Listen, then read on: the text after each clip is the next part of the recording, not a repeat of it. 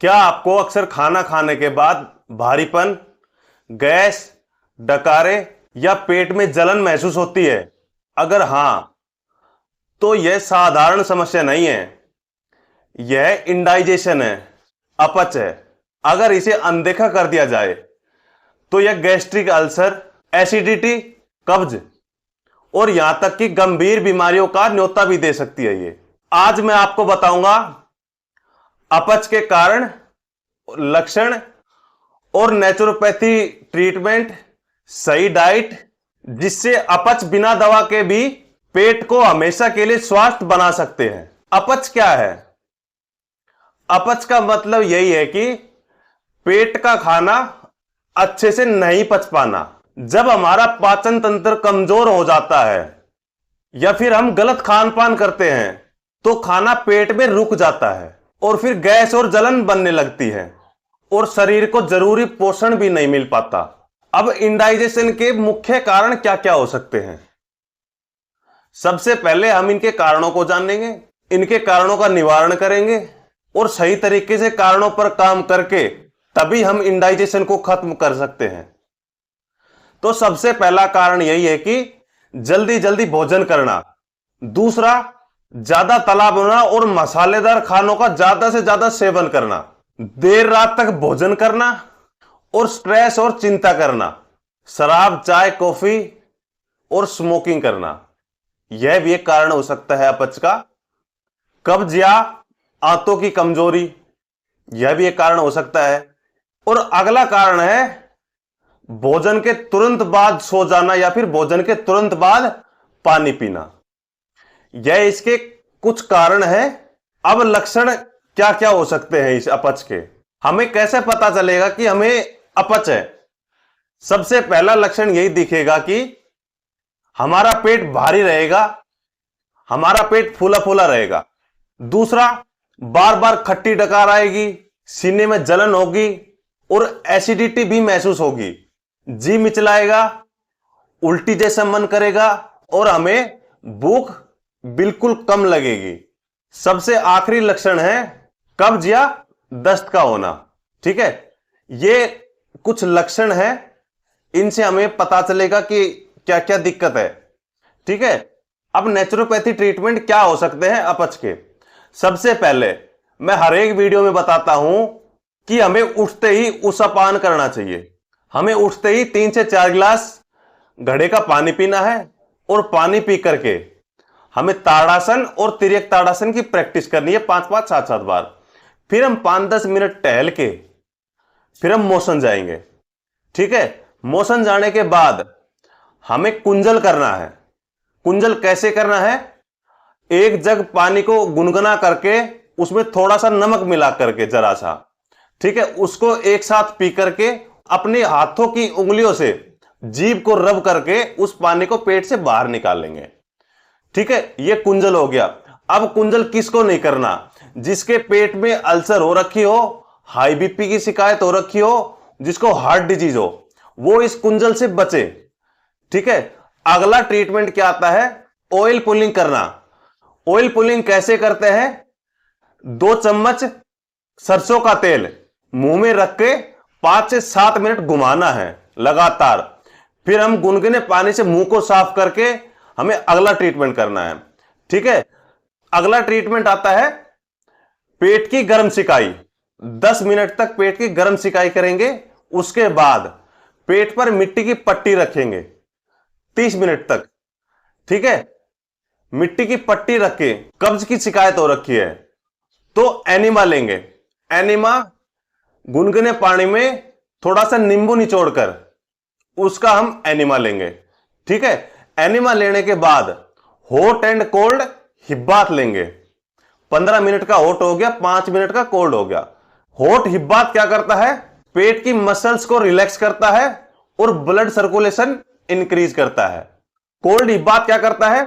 Cold हिब्बात digestive system की नसों को स्टिमुलेट करता है और डाइजेस्टिव फायर को एक्टिवेट करता है। दोनों का अल्टरनेट इफेक्ट पाचन तंत्र को मजबूत करता है। ठीक है, अगला उपचार मसाज। पेट, कमर और हमारी काफ मसल, ठीक है, इनकी हम मसाज लेंगे और हो सके तो पूरे शरीर की मसाज लेंगे। ठीक है, अगला उपचार, हमें सन बाथ लेना है, 10 से 15 मिनट तक का सन बाथ, और सुबह सुबह 20 से 25 मिनट तक एयर बाथ लेना है। ठीक है, एयर बाथ का मतलब हमें खुले हवा में बैठना है। ठीक है, मन शांत करके। अब शाम का उपचार क्या करेंगे? शाम का उपचार, हमें कोल्ड स्पाइनल बाथ लेना है। कोल्ड स्पाइनल बाथ कैसे लेना है? ठंडे पानी में तौलिए को भिगो करके और उसको हल्का सा निचोड़ करके उसे हम रीढ़ की हड्डी पे रखेंगे टेल बोन तक। ठीक है, ये स्पाइनल बाथ हो गया, इसे 10 मिनट तक करेंगे और उसके बाद हटा लेंगे। ठीक है, रात्रि का ट्रीटमेंट क्या होगा? रात्रि का ट्रीटमेंट में हॉट फुट बाथ 10 से 15 मिनट तक ये रेगुलर करना है। ठीक है, उसके बाद कोल्ड एब्डोमिनल पैक 50 से 1 घंटा तक। ठीक है, ये कुछ नेचुरोपैथी ट्रीटमेंट है, इनको हम लगातार 21 दिन तक करेंगे तो हमारी अपच की समस्याएं जड़ से खत्म हो जाएंगी। अब डाइट की बारी आती है। डाइट में क्या लें? सबसे पहले हमें 1 गिलास सौंफ का पानी पीना है।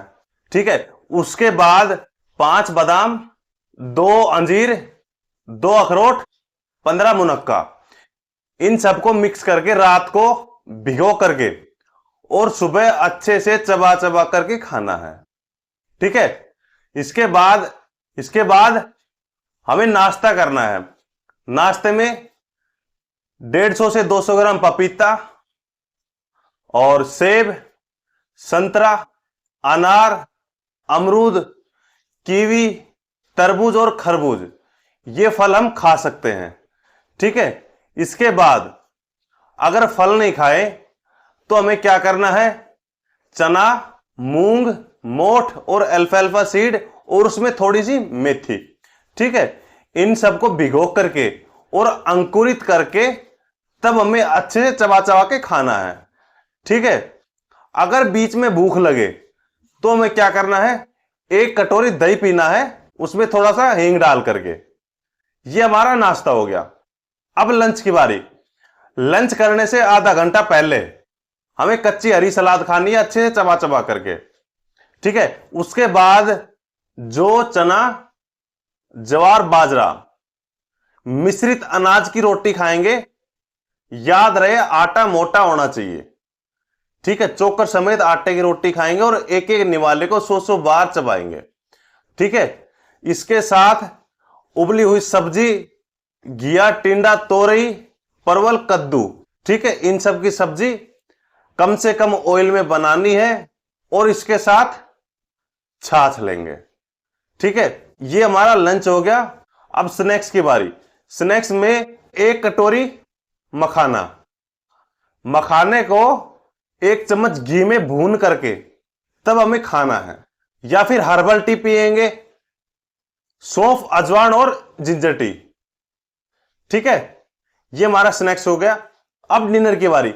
डिनर करने से आधा घंटा पहले हमें सूप पीना है, चाहे वो सूप पालक का हो, टमाटर का हो या फिर गाजर का हो या किसी भी चीज का सूप हो, हमें सूप जरूर पीना है डिनर से आधा घंटा पहले। उसके बाद हम हल्का भोजन लेंगे, खिचड़ी या फिर दलिया। ठीक है, ये हमारा डिनर हो गया। ठीक है, अब कुछ बातें हैं जो ध्यान रखने लायक हैं। सबसे पहले 12 से 13 गिलास पानी रोजाना पीना है। ठीक है, और सोने से पहले 1 गिलास गुनगुने पानी में 1 चम्मच त्रिफला हमें लेकर के सोना है।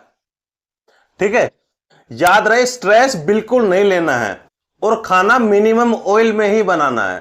ठीक है, रात्रि का भोजन 7 बजे से पहले पहले करना चाहिए और खाने का टाइम सेम होना चाहिए। अब आसन कौन कौन से करने चाहिए?